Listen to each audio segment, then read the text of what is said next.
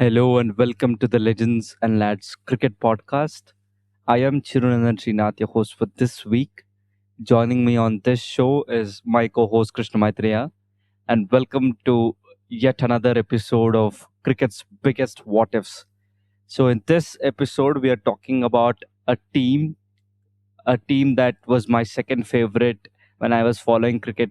When I started following cricket in my third standard, and South Africa was one of the favorites because we had players like Hashim Hamla, Duplessis, AB de Villiers, and Quinton de Kock and JP Duminy. And this team was so goated that after the Indian cricket team had followed a lot of South African cricket, and they were labeled chokers. They are still labeled chokers, but because they're yet to win an ODI World Cup. Uh, ICC ODI World Cup. Recently, they did win the WTC Championship versus Australia, and I was really happy when they did. But Maitreya, today's episode is what if South Africa never became chokers? So this happened because a lot of times luck didn't favor them, and when luck favored them, they literally choked.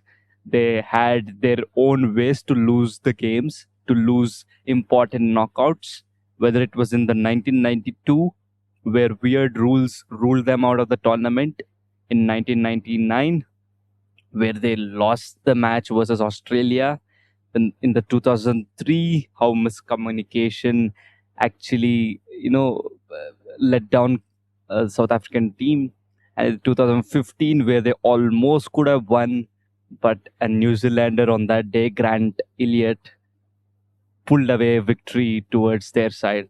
And we did see recently the 2023 World Cup semi-final versus Australia, where they had a batting collapse. So South Africa is one of the legendary teams that we have known for a long time. But yeah, they're labeled the choker. So we want to have an alternative timeline where all the ill lucks and all the possibilities that made South Africa a team that would lose important knockouts. So we are creating this timeline such that what if they had won all of those? What would a South African team, or what would a cricketing world look like if South Africa had won all of those games? So to you, Maitreya, you had given this topic. So yeah, it's a very interesting topic, and it literally took me little time to research about it, and I'm happy that we have some stories collected and to talk about this. So yeah, over to you, Maitreya. Yes, this topic I believe has a lot of scope because just imagine a country that has lots of talent. Just look at the names: Alan Donald, Sean Pollock, Jack Scalise, AB de Villiers, Dale Steyn, Hashim Amla, Quinton de Kock, and now David Miller. You can keep on going on and on and on, and you will find legends in this team, and you will be shocked to believe that their first trophy was just this WTC win that you have just mentioned 3 years back, I guess. So, this topic, I believe, we'll explore, what would have happened if they'd have won. Because, as you mentioned, the number of tournaments where they have come till the knockouts, the trophy was almost in their hands and just slipped away.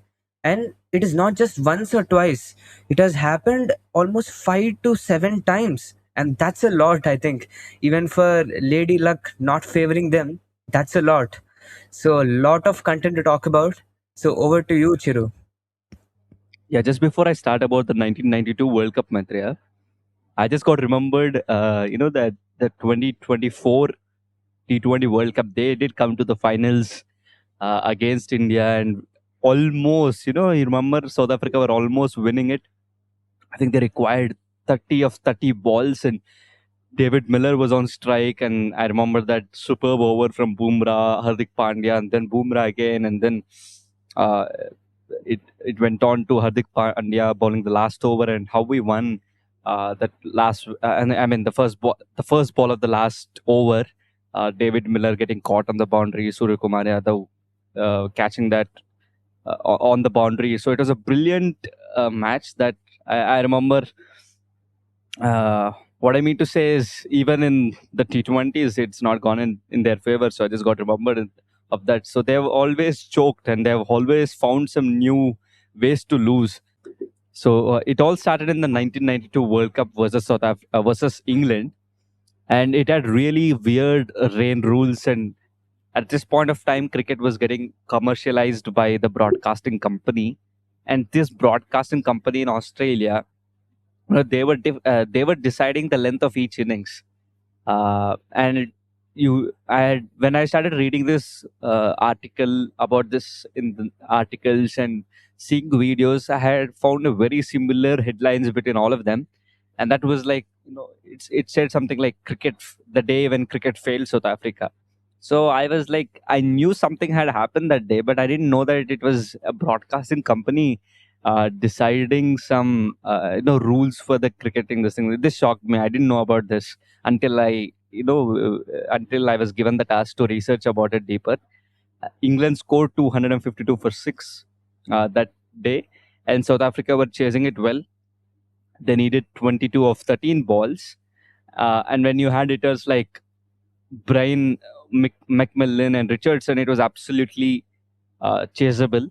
But then again, rain interrupts, and the stupid rain weird rule was, when it rains, of course, the overs have to be reduced, and out of England's innings, out of the runs they scored, all the unproductive overs from the point of view of England innings, they were removed, and so 2 maiden overs from South Africa's bowlers were removed, and that resulted in 22 of 1 ball. Actually, on the initially they show it as 22 of 7. That was a mistake, and then they show it as 22 of 1, which would have been so heartbreaking for the the players, especially because it is a semi-final, Maitreya, and it's not a joke, because we feel the heartbreak when our Indian team from the years 2014 to 2023, how many knockouts we have been out, like so many semi-finals, and I know how heartbreaking it is, and for the players especially, how heartbreaking it would have been. I can feel that. And cricket choked South Africa that day. We are talking about South Africa getting choked at semi-finals, but that day I think cricket choked South Africa. And my alternative timelines, Maitreya: scenario 1, that day, no rain interruption. If there wouldn't have been any rain, I think South Africa would have probably chased down 22 of 13. They would have gone into the finals, and that was a time when South Africa returned to cricket after an exile of 22 years, and that would have been a perfect gift for the South African nation. Scenario 2, another alternative timeline that I have is, which goes back to the start of the match, Maitreya. In fact, at the toss, South Africa had won the toss and elected to field first. So instead, if and only they had batted first, the rain would have given the team batting first an advantage, and in that way, South Africa would have won the match. Who knows? And another scenario 3, which could have made South Africa win that day, would have been a sensible cricket administrator or administration who would have not given away power to broadcasters to control the game of cricket. So these are my alternative timelines, Maitreya. If that day, I mean, if South Africa would have won and gone into the final, or probably even won 1992 World Cup, I think it would have eased pressure, in the coming generations for South African crickets. They would have, they wouldn't have felt the pressure of, performing at the knockout stages, and probably they would have got many cups, later on. So yeah, Maitreya, over to you now. Yes, rightly said, Chiru, because that was a start of something that we now call the chokers. Because if that day, as you have said, 3 scenarios, even if one of them played out, I think history would have been totally different.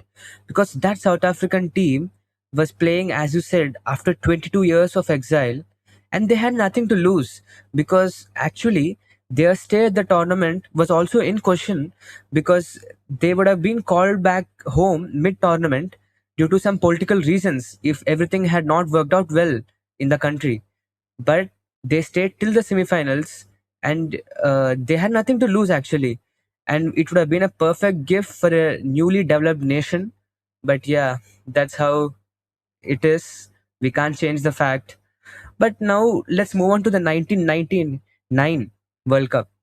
So this is the real turning point, because again South Africa has come to the semi-finals, and this time it's against Australia, and an absolutely thrilling match, and South Africa needs 9 of the final over. So this is how it played out. Lance Klusner smashed 2 boundaries. And I know I was not even born to see that live, but what a match it was, just seeing the highlights. Because I've seen the final over highlights there, and the crowd, the environment, it was all in South Africa's favor. Because leading 9 of the last over, he smashed 2 boundaries right away. And it was just, 1 run to finish the match. And then there's Alan Donald at the non-striker end. So the next ball, it is, goes straight to the fielder, and Donald is almost run out. At least then I believe Donald should have, been more careful in his approach, because at that moment itself, Lance Klusener goes to the umpire and asks the umpire, "Is a tie enough for us?" And the umpire, tells them clearly, a tie means you're going to be knocked out of the tournament. Because back then there was no super over rules, there was no bowl out, and it was who had more points in the league stage, I believe, is supposed to, have the advantage in case it's a tie, and they would be going to the finals. So South Africa needed that 1 run. They needed the clear victory and not a tie to advance to the finals. And then the next ball played out. Lance Klusner runs. He knows there's a run there. Alan Donald, because just the previous ball, he was almost run out. He is in his grease. He's looking at the ball. He's not looking at the batsman there. The batsman is beside him now at the non-striker's end, and he looks at the batsman there. Both of them are looking at each other, and then finally he, sprints, but it's of no use. He's just halfway, and he's run out there, and that, brings an end to the 1999 World Cup campaign of South Africa. And that is truly heartbreaking, because maybe now let's look at the alternative timelines. Before you add Because the timeline, Mahendra, yeah, uh, I have something, something to tell. I when I saw the highlights, the I think it's a famous photograph. A lot of Australian cricketers, crowding the pitch, and Alan Donald is looking at, the other batter, and is absolutely clueless. I think he was bird watching the ball. He was not even, he just yeah, got stuck, and he's one of the greatest bowlers that cricket has seen. And only if he had, used his run up speed to reach the crease, I think maybe, they would have won the semi final and would have gone to advance to the final. Yeah. Over to you, Matra, again. yeah. So as you have said, I have 2 timelines like this. One is the obvious one. Alan Donald, please look at the batsman there, communicate with the other batsman, and take the run and finish the match for your team. That would be the first and most obvious scenario. The second one, I believe, would be the umpires, using their powers to make a super over or at least a bowl out. Because once you reach the semi-final stage, I believe the group stage results should be of no use influencing how you move to the finals. Because both the teams have reached the semi-finals on their merit. And now it is in this match. It is called knockout for a reason. Even if you are a stronger team, India has won all the matches in the group stage in 2023 World Cup, and we have lost the finals. And that is that. We can't argue over it. We can't say we were the dominant team throughout the tournament. Similarly, this match, it's a tie. It's a semi-finals. Shouldn't we have a super over, or shouldn't we have a bowl out? Because this match results should be something that decides who goes to the finals, and not some group stage, who has more points or who has performed better over the other. That shouldn't be the scenario, right? Maybe this match should have, gone against the rules and brought over something new, brought over a change. But yeah, as we have seen the pattern, the rules always go against the South African team for some or the other reason. And this World Cup too, the same thing happened. So maybe in this alternative timeline, maybe a super over, the match would have again gone interesting and South Africa would have won it, or maybe a bowlout because they had a deadly bowling lineup there. I'm sure all of them would have outperformed the Australians in the bowler. So that is my alternative timeline regarding the 1999 World Cup. Over to you, Chiru. Coming to 2003 World Cup, must-win game, Maitreya. All confusion, miscalculation, miscommunication, all of this happened, and it was not a semi-final, it was not a final, but it was a must-win game for South Africa. And somehow, whenever South Africa is in this do or die kind of a match, I think Indra Deva, sends rains. And I think any farmer needing, rain to grow his crops, I think they just need to grow the crops, buy a plot of land next to the stadium so that, and wait for a South Africa must win game. And, he doesn't need to worry about whether rain will come or no, because they've always, rains have always come when in must win games for South Africa. So in 2003 World Cup, it almost felt like South Africa found new ways to lose. I've been saying this from the start of the episode. So South Africa were chasing, and it was predicted that it would rain soon. And so the team management sends a message to Mark Boucher saying that, within this many overs, you need to hit. The par score is 229.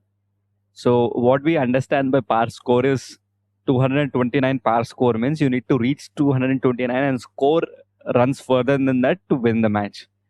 But what does Mark Boucher maybe probably understand at that point of time is he understands it like 229 is a target, and he actually scores a six of the last second ball, of the over that they have decided, calculated of the order over, and he hits a six and he reaches to 229. So there's another ball left, and then he defends, say thinking that we have already gone past the TLS required score, and then rain starts, and then it doesn't stop at all, and then it comes out that 229 was a par score, that meaning he needed just one run to score to win this match, but it ends up in a tie. And Mark Boucher, I think he would have regretted for the rest of his life for defending that last ball, and that's how South Africa get eliminated into the 2003 Maitreya. So my alternative timeline, I've not decided many alternative timelines for this match, Maitreya. My alternative timeline is very simple. What if South Africa won that match and later on won all the required matches to qualify them for the finals? I've seen the possibility, okay, like if Australia and South Africa were in the same group and all those kind of things I've seen already. An India South Africa match would have been possibly happened in case South Africa won all the required matches.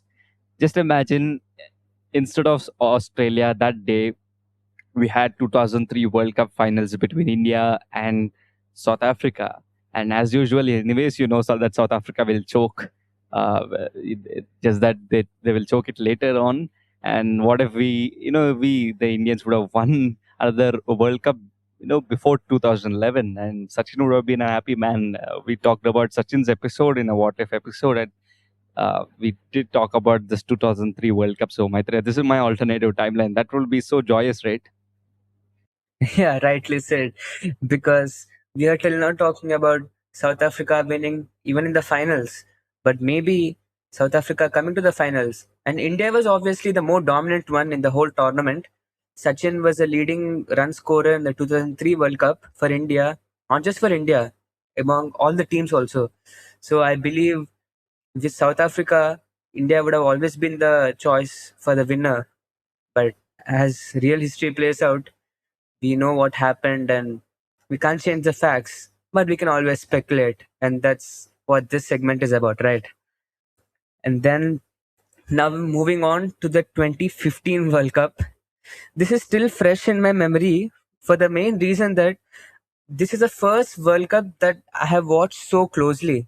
And I think you too remember, Chiru, because we were back then in our third standard. And the 2015 World Cup was so greatly followed. For some reason, I don't know, but I think that was when our love for cricket grew even more and more. And let's see the stats of South Africa that season. So AB de Villiers was in God mode. That tournament, he hit 482 runs, strike rate is over 140, and average is above 60. Now that is the confident South African team. We didn't see like they had this mental scars. They missed out on all those World Cups in the knockouts. This South Africa team looked complete. And then coming to the semi-finals, they had the semi-finals with New Zealand that is still talked about today, especially in New Zealand, because that is, I believe, one of their greatest victories in the World Cup history. South Africa had all the time to win. They were in a dominant phase throughout the match. And then, as you have said, they always find new ways to lose. They had those misfields, miss drop catches, then AB de Villiers, missing on a run out of Grant Elliott, who went on to finish the match. I remember seeing that because it was during a holiday, Chiru, and I remember AB de Villiers, who's one of the finest fielders across cricket. He he instead of taking the ball to the stump, he hit the stump with his hands, and the ball fell down without hitting the stumps, and he missed out on a golden opportunity. And if you see, this time the rules too were in favor of South Africa because in the first innings, South Africa hit 281 for 5 in 43 overs, but due to some DLS, it rained. DLS and those calculations, New Zealand had to chase 298 in the same 43 overs. So it was actually in favor of South Africa. Everything was on their side. It's just that they couldn't, finish it over the line because I still remember 12 runs of the last over and Grant Elliott finishes with a six. That six, it kept replaying so many times in the match previews, like the finals preview or the match reviews, and later on, even throughout that year, this match was talked about because I still remember many South African players there after the match, especially AB de Villiers. He was sitting on the field and literally crying there because the amount of heartbreaks the team has faced over the years, I believe there should be some limit to it, right? And 2015 one was the most bitter one of all because they had it all. That generation of South African players too.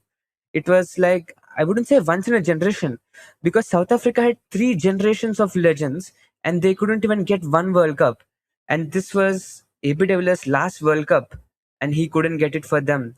And that was the most heartbreaking thing, I believe. And I really felt sad for them because maybe after India, I believed it was South Africa who had, my support for winning that World Cup, and they couldn't do it, and that was something sad. But maybe if you look at an alternative timeline, Grant Elliott is out, is run out, and then there's no one to hit that last six, and South Africa qualifies to the finals. And if you see overall tournament performance, only South Africa had the chance of beating Australia there because New Zealand, even though they qualified to the finals, they had a one sided loss to Australia. But I believe South Africa at least would have given a good fight and maybe got their first World Cup. So it was everything for them there. They had the team, they had their luck that day. Rules were by their side. It's just that enough luck was not by their side in the end. They had just a little bit of luck that wasn't quite enough. So, Chiru, what do you feel Yeah. about this? These many series of losses, and still now they have not got that, limited overs format World Cup. Mhm. Only in the test, I believe they were lucky enough. So, continue from here, Chiru. Yeah, I have not so much to say, Maitreya, but I would disagree with you in an alternative timeline that South Africa would have gone and won that final with Australia because that day was Mitchell Stark's day, and I don't think anyone, even AB de Villiers into three. I think he wouldn't have stopped, Mitchell Stark destructing the opposition that day. So yeah, we would have seen South Africa coming to the finals. So in an alternative timeline of what we spoke so far in the episode, Maitreya, maybe say 1992 World Cup, they could have gone and won the World Cup. 1999, they were close. They were a strong team, in fact, a stronger team than 1992 as well. So that they had a very strong chance to win. 2003, like I said, maybe they wouldn't have won a World Cup, coming to the finals. But yeah, we would have enjoyed them coming to the finals and then losing against India instead of Australia beating us that day. And so, what is the answer? How many ICC trophies South Africa would have won if all our alternative timelines worked? I think two of them at least, or at least one of them, Maitreya. One out of four is really reasonable. Zero out of four, though it's not reasonable, it is the realistic thing that has happened, and can't believe that it has happened. And which is something that is really fresh in my memory is that 2023, when they had their batting collapse, but they fought back that night. Maitreya, okay, I think Berger was bowling really excellently, getting those Australian wickets. I remember seeing this in our hostel, in our dining hall, and I remember I was, just praying for some big miracle to happen. And then, uh, I had prayed that if South Africa would have come to the finals again, same alternative timeline, Maitreya. 2023 repeat. I mean, what I'm telling is like 2003 alternative timeline, repeat into 2023. Instead of Australia coming to the finals, if South Africa would have come to the finals, India beating South Africa would have been simpler than, we trying to beat Australia on a final. So, yeah, lot of alternative timelines. And I really had fun recording this episode, Maitreya. Uh, I hope you enjoyed as well. Yes, Chiru. And to add to it, Mm. just think if it all worked out, what would have changed? Because we are thinking, they would have won even at least one in the 1990s if they have taken away from Australia. Just imagine they would have won the 1999 World Cup, for example. What impact would have got? It would have changed Australia's legacy forever because Yeah, Steve Ricky Waugh, Ponting wouldn't have been known for a not World Cup just Ricky Ponting, champions. Steve Waugh too, because Yeah, Steve Waugh was the that was first one 1993. Yeah, who got it. Yeah. And then after Steve Waugh, it was Ricky Ponting who continued the legacy. And they have won five, I believe, in that era. And sixth one was just 2023 one, right? So they would have lost that kind of that legacy that they have built today, that 2000s dominance that is so psychologically overwhelming for every other team, if you see. And then if they would have won the 2015 semifinals, the New Zealand's famous victory would have been snatched from them. And New Zealand, apart from that victory, I don't believe they have any other, good memory from the World Cups. So that is one thing. Apart from the Maitreya, they have a 2019 very good one, memory of yeah, winning against us. Please don't bring the scar back now. yeah. Apart from the 2019 one, which came on later, I would say. But maybe if they had lost the 2015 one, their morale wouldn't be the same as how they played in 2019, and it would have all changed. So that is there. And then the Chokers title itself would have died because for 25 years they were not able to win an ICC event. But if they'd have won earlier itself, we don't have compared them because just see West Indies. The last time they have won ODI World Cup was back when Vivian Richards was playing. Even before her 1983 World Cup, it was back in 1979, and after that they hadn't won even one, and they have even failed to qualify the last time. And we don't call them chokers because we know they had won two back then, and if they're in their prime they can win again. So the whole, how we perceive South Africa itself would have changed had they won at least one back then. So I believe those changes. And also, just imagine AB de Villiers with the kind of stats he has.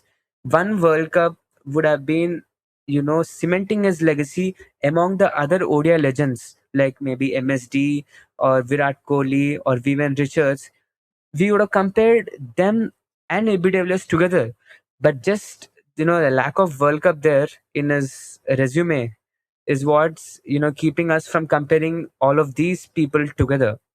So that is what I believe would have been the impact of this alternative timelines. Even if one they would have won, it would have changed cricket history completely. The way we perceive rivalries, even until today, it all changes. Yeah, because it has a psychological impact even on fans, Maitreya. So I remember when South Africa qualified for the 2024 T20 World Cup final. So this was in my mind, oh, easy team, easy win here. We're going to win this World Cup. And after so long, after 2000 and 13, this is our first ICC title that we're getting. So it was, this was going on in my mind. So I think in if they had won at least one ICC title back then, uh, the fans also wouldn't write them off so easily because they're seriously a dangerous team when it comes on paper. Somehow they find ways to lose, but yeah, yeah. I hope you enjoyed this episode, Baitre, and yeah, this will bring you to the end of today's episode of Cricket's Biggest What Ifs.